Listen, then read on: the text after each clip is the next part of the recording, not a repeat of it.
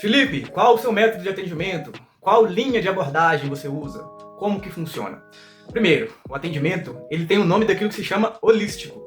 Holístico não tem nada a ver com misticismo. Holístico significa as partes no todo. Então, não tem uma abordagem específica, mas tem cada ferramenta utilizada de acordo com a necessidade. É quase que personalizado e tudo parte daquela demanda que a pessoa traz. Primeiro, eu ouço o que o outro quer dizer. Eu percebo o que está nas entrelinhas e, a partir disso, eu faço a avaliação do que é necessário para o tratamento daquela pessoa específica. Então, vamos trazer aqui um exemplo. A pessoa chegou para mim com uma demanda. Ela estava sofrendo muito com relação à interação dela com as outras pessoas. Ela tinha muita dificuldade de interagir com os outros. Ela tinha praticamente medo das outras pessoas, ou uma expectativa daquilo que vinha das outras pessoas. Ela tinha feito, inclusive, já atendimento psicológico, psicoterapêutico, não sei, mas ela não tinha ficado satisfeita, então ela veio atrás procurando o atendimento. Nesse caso, a que a pessoa trouxe, eu percebi a necessidade de abrir o mapa astrológico dela primeiro, porque ela já trouxe uma demanda referente a relacionamentos. Então, é um atalho muito favorável de compreensão, de insight, de clareza, abrir o mapa de uma pessoa para ver como o assunto relacionamentos se manifesta no mapa dela. Eu vou colocar aí na tela o mapa da pessoa, vou explicar para vocês, né, a dinâmica. Tudo que eu explicar vai ser com base nessa tabelinha aqui, ó, a tabela de Doroteus, para fazer a interpretação da interação que ocorre entre os planetas. Então, eu estou trazendo esse exemplo aqui para não precisar ficar remetendo em cima de que eu estou formulando o meu raciocínio, né? É só para explicar porque eu vou falar o que eu vou falar. Então aí tá o mapa dessa pessoa aí. E olha para você ver, o regente dela é um Júpiter em touro e a Lua também em touro ali, em conjunção na cúspide da casa 3. O que interessa aqui é ver como os significadores dela, mental e emocional, interagem com o outro. E já de cara a gente vê que pelos dois significadores dela estarem em touro, que é domicílio de Vênus, a gente sabe que no mapa a Vênus recebe muita atenção dela, o que quer que a Vênus signifique no mapa. Vamos ver aonde que está essa Vênus e o que essa Vênus representa. E olha que interessante, essa Vênus rege a casa 8. A casa 8 nos fala, entre outras coisas, de medo e angústia mental. A Vênus, que recebe a total atenção mental e emocional, ela está nas mãos da Vênus, que rege a casa 8, ou seja, ela dá muita atenção para os seus próprios medos e traumas. Essa Vênus rege a 8 e está na casa 7, que são os relacionamentos. Ou seja, os medos e traumas são vividos na interação com o outro e ela tem muita expectativa, dá muita importância para os medos dela em relação às outras pessoas. Então aqui a gente já tem um indício de que é real, ela realmente tem algo, um trauma, os traumas dela são vividos em relação aos outros, não é uma frescura, não é algo subjetivo, é real. A gente identificou que há realmente um medo em relação ao outro, agora a gente precisa dar nome para esse medo. Aqui, por enquanto, eu fecho o mapa. A gente usou desse recurso da astrologia e agora eu vou usar de uma outra abordagem referente às feridas emocionais que cada pessoa carrega para fazer as seguintes interrogações. Que medo é esse? A gente precisa dar nome ao medo. É medo de ser humilhada? É medo de ser agredida? É medo de ser rejeitada? É medo de ser traída? Há várias possibilidades, é importante nomear, porque a gente vai afunilando o significado para poder personalizar o tratamento para essa pessoa específica. Como que a gente vai identificar que medo é esse? Pela emoção predominante, por aquilo que ela tenta evitar. Então, qual é a emoção predominante em relação ao outro? É um sentimento de injustiça? É um sentimento de humilhação? Uma necessidade de fuga? Ela teme ficar tão desorientada que teme entrar em pânico e não saber o que fazer, quer fugir da situação? Para cada uma dessas emoções, cada uma dessas emoções é referente a um tipo de complexidade emocional. Se for a questão de temer entrar em pânico e não saber o que fazer, a gente está falando de uma ferida da rejeição. Se for questão de se sentir injustiçada, então ela fica rígida, não é o caso, então é ferida da injustiça. Aqui não cabe explicar cada uma dessas feridas, mas só para exemplificar como que a gente tem que afunilar para obter uma compreensão do que a pessoa está passando. E uma vez identificada que tipo de emoção predominante essa pessoa vive na interação com o outro, então começa-se o tratamento. Com base em tudo que eu conversei com ela, e isso que eu estou falando é bem resumido, né? A gente foi se aprofundando, compreendeu cada detalhe, cada aspecto. E primeira coisa, uma vez que foi identificado que essa pessoa tem duas feridas predominantes, a ferida da rejeição e a ferida do abandono, o primeiro passo é trazer clareza e compreensão. Como que se traz clareza e compreensão? Ora, primeira coisa, interagindo com os seus pais. Porque todas essas questões emocionais têm um componente hereditário. Não que você é refém da sua hereditariedade, mas as coisas que não são resolvidas se repetem. E provavelmente elas nasceram na sua mãe, na sua avó, em algum dos seus ancestrais. Mas quando é uma ferida de muita intensidade, então pode-se presumir que ela é recente no histórico familiar. Então, de fato, essa pessoa tinha uma questão profunda associada a um trauma que aconteceu com a mãe. Trazendo essa compreensão sobre essa ótica, sobre esse aspecto que até então essa pessoa nunca tinha pensado a respeito do que ocorreu com a mãe. Ela sabia o que ocorreu, mas não sabia a correspondência dessa experiência que a mãe viveu com o que ela vive hoje. Ela não conseguia fazer essa associação. Nesse caso, talvez não precise inicialmente nem de conversar com a mãe.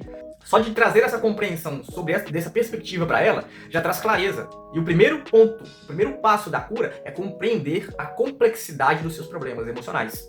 Trazemos aqui sobre a ótica da astrologia, trouxe também sobre a ótica das feridas emocionais. E aí, para se aprofundar nisso, ela pode sugerir uma leitura mais detalhada do mapa, pode também conversas profundas com a mãe, a leitura de um livro que eu não estou aqui para mostrar, infelizmente, mas é As 5 Feridas Emocionais. Tudo isso vai ser a base do tratamento, que é a clareza e a compreensão. Gente, a compreensão e a clareza sobre os seus processos é como um sopro na nuvem que ofuscava e que trazia a dificuldade de perceber com o que você estava lidando. Isso traz muita clareza, isso já possibilita montar um repertório de ataque para ver como que nós podemos lidar com aquela questão. Uma vez compreendido tudo isso, que eu estou falando aqui é bem resumido, a segunda parte. Como que a gente acelera esse processo de limpeza dessas questões emocionais? Porque ela traz algo dentro dela que ressoa em relação ao que ela espera do outro e lhe traz sofrimento. Uma emoção, quando ela não é processada, ou seja, quando ela não é vivenciada na sua totalidade, no seu processo químico, quando nós não deixamos ela fluir, ela fica presa. Deixar fluir uma emoção implica que você deve viver aquela emoção com consciência e compreensão e que aquela emoção dure em média 90 segundos. Compreender isso é importantíssimo. Porque uma emoção, que seja lá qual for, no caso que nós estamos tratando aqui de uma dor emocional, ela não deve ser vivenciada mais do que 90 segundos. Se passar disso, já está ficando doentio. Se durar menos que isso, ela foi reprimida e ela fica presa. E ela não foi resolvida. Então, compreender que a cura implica em viver as suas dores com consciência, sem fugir. Que no momento em que você está vivendo ali aquela experiência que é tão ruim, você deve praticamente meditar, não é assim, é claro, né, gente? Mas estar presente enquanto você vive, vivendo aquela experiência em cada célula do seu corpo, deixando ela fluir, sem julgar, independente se é ruim, se é bom, tudo isso parte da mente que interpreta e quer validar ou desvalidar determinadas emoções. E isso não resolve o problema. O que resolve é vivenciá-las com compreensão, com clareza. Essa clareza que veio na primeira etapa do tratamento, do atendimento, ela vai agora estar disponível para essa pessoa utilizá-la, mantendo a presença, a compreensão de que aquilo ali precisa ser vivenciado com autoaceitação. Por mais que seja dolorido, ela deve aceitar a emoção, não julgá-la. Estar presente no momento em que ela vivencia isso. Agora, se tem muitas emoções presas, como era no caso dessa pessoa, então eu sugeri para ela uma técnica respiratória específica, que consiste de manter um ciclo respiratório de 3 segundos para expiração e 3 segundos para inalação, sem a pausa que ocorre naturalmente entre essa inspiração e expiração, durante 10 minutos, promovendo uma intensidade respiratória que vai funcionar como um efeito de vasculhar o subconsciente e trazer à tona essas emoções que ficaram presas e permitir que elas fluam.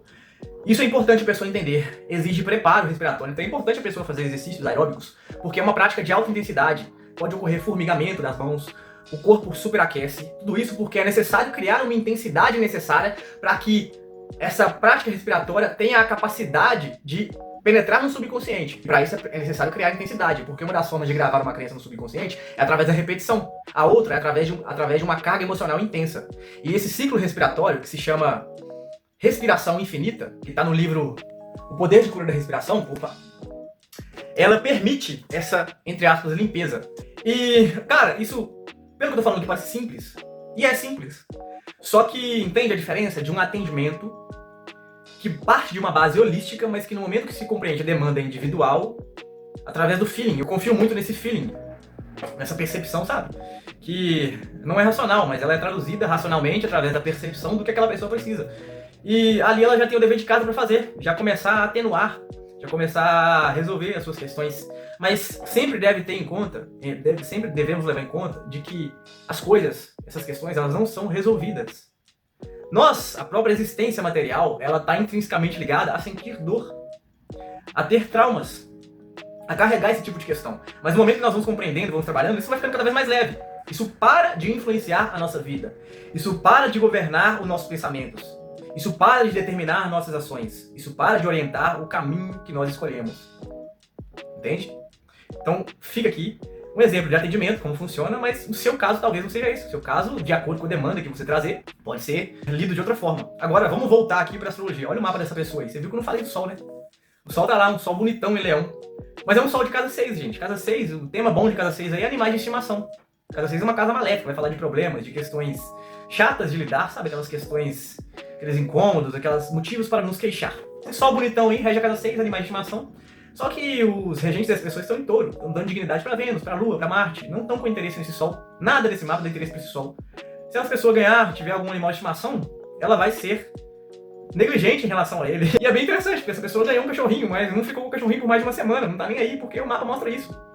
Ela não tá nem aí pros animais de estimação. Os animais de estimação são até fofinhos, bonitinhos, tem natureza solar, tem muita dignidade, mas ela não tá nem aí.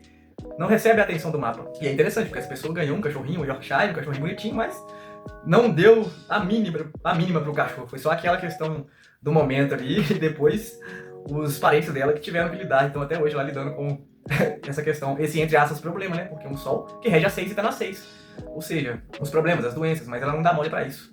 E é um astro dignificado, mas uma casa maléfica, quebrando mais uma vez as crenças astrológicas, né? O Sol e Leão ele tem seu valor, mas nesse caso ele tá meio que, entre aspas, desperdiçado. Então fica aí um exemplo de atendimento, vou trazer outros exemplos aqui, para que vocês entendam que tudo aqui é personalizado, partindo da interação inicial, do feeling, da percepção individual, e a partir disso se personaliza o atendimento. Fechou?